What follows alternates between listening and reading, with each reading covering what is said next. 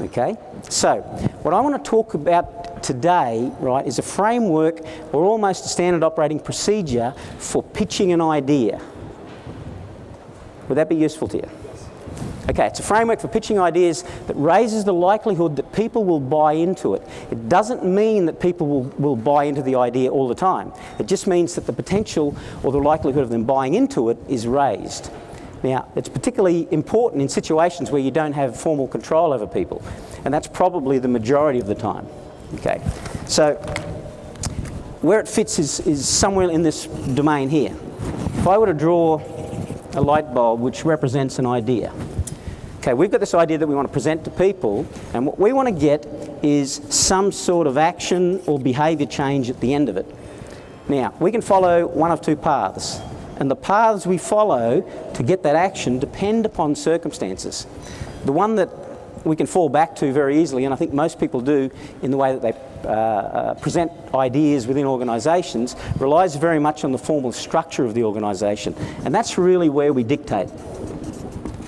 That's where we focus on the action and say, here's the action, go and do it. How often does that occur? A lot, doesn't it? Right, it's probably it's the natural fallback. So we're very good at being able to pass on an activity, but that kind of assumes that the person has no choice about the activity. How often do people have choice? Probably most of the time. So if they have choice, they can go yes or no, then what we've got to do is we've got to pitch it. It's meant to be a baseball, right? We've got to pitch that idea in a way that they're more likely to say yes than no. Does that make sense?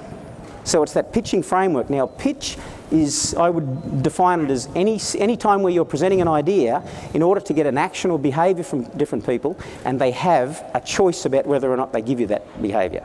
Does that make sense? So in those circumstances, you have to pitch.